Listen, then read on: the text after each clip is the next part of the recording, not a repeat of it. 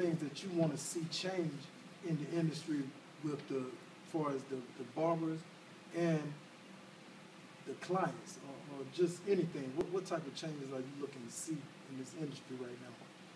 Well, I'm looking for a better understanding between the clients and the barbers. I think clients need to be more educational, be educated more about what they seek, what their desires are, how to maintain their hair before you get to the barbershop and after you leave the barbershop. I think now, with our art form and what we do, a lot of people think they can do it at home, like we all started at home.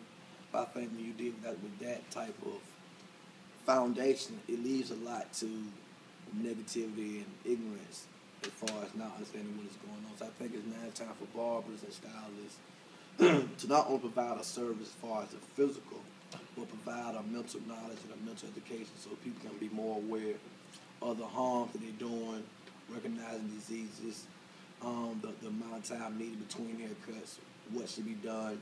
So I think there needs to be a better understanding between the clients and the barbers to make this field and make what we're doing a better situation.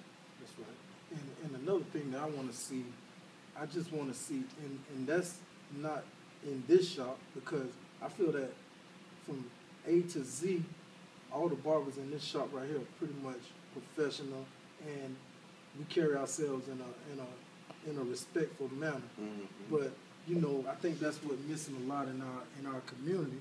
A lot of barbershops I done visited when I was looking for barbershops to work in, that was a determining factor of why I didn't choose those barbershops, because I didn't want to be a part of that unprofessional environment. Mm-hmm. Do you see that a lot here in Charlotte? Yeah, I see that. I'm from an old school type of barber environment, and we live by a code of ethics. And that code of ethics wasn't written down on a piece of paper. Mm-hmm. It was an understanding that was passed down through all of our African American ancestors, through word of mouth, through example, and through experiences. And I think nowadays with a lot of barbershops being thrown out by people who have extra money and don't wish to provide a service, the ethics to it and the understanding of barbering is kind of like that diluted. So you have a lot of barbers who come in the field just thinking that it's a quick way to make money without working for the man. But you're working for the man either way you go, but you have to have a love and a passion for this. You have to want to put out the best work possible and get the best results, and also have your clients aware and understanding what's going on. So I mean, nowadays I think that it's an overflow of barbershops, but not an overflow of good barbers. So a lot of times customers go from they want a chair hop because they're not getting the service or the environment or the haircut they want. It's a kind of a triple effect. You have to have the right location, you have to have a right environment, you have to put out good service. And I think a lot of barbershops are missing one or two or three. But I think the right touch, we have good locations, we provide an excellent service, and we put out outstanding work. And you know, we mentally challenge your kids to strive to be better as individuals and better people. That's right. Not just looking good, but you can put a suit on a trash can, it's still gonna be a nice little trash can. So we try and work on the inside and the outside of our clients. That's right. And one thing that you said, and it really makes a lot of sense. I see a lot of people, just because they got an extra $5 in their pocket, they want to say, well, I'm going to open up a barbershop and just fill it up. But I think that people who really got a love for the industry and the craft, once you become a business owner, you're gonna know what type of barbers you want to be in that barbershop. And for somebody who's just trying to make a quick dollar, they don't care who come in that shop. They don't know what type of environment they want to provide. Mm-hmm. And I think being in the industry a long time and coming up, and I grew up in the old school barbershop. We used to didn't even have a TV or radio in the barbershop when I was coming up as a kid. And those were some of the best conversations that I've ever been a part of. Mm-hmm. You know, and I didn't realize it a lot till I got older. And that's one thing that we've established here. And I interviewed another barber a few weeks ago, Wise the Barber, at Just For You. Mm-hmm. And one thing that he stated was about current affairs, being up on your current affairs. How important do you think that is in this industry, knowing what's going on in the society, in the world right now? Oh, it's very important to understand what's going on in society, because everything has a ripple effect of water runs down here.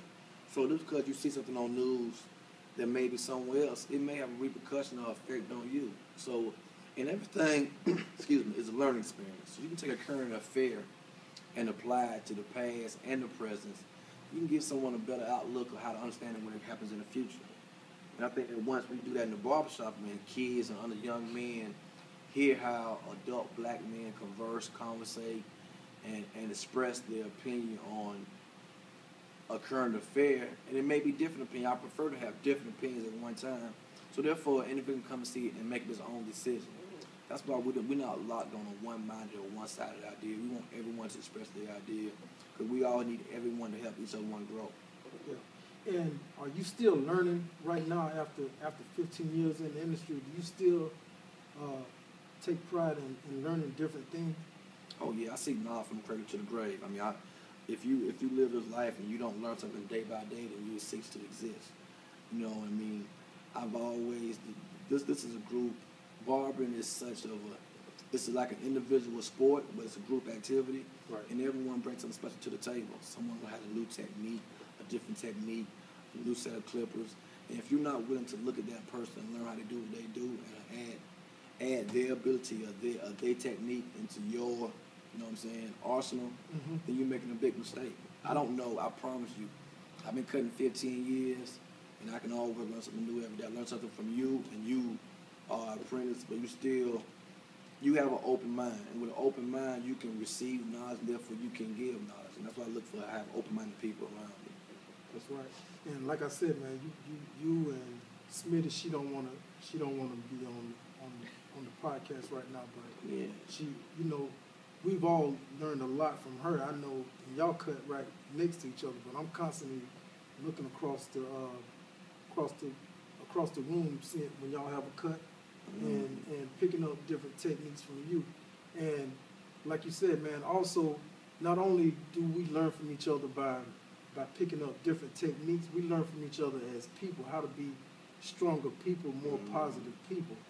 But we're getting ready to take a break right now, and we come back, I'm going to let Ant close it out with some closing statements and give some words of encouragement to any new barbers that's coming up in this industry, or anyone that's trying to live their dreams right now, and also let him give some contact information, you know, so you can contact him, come in right touch and get laced. Thank you for joining Your Voice.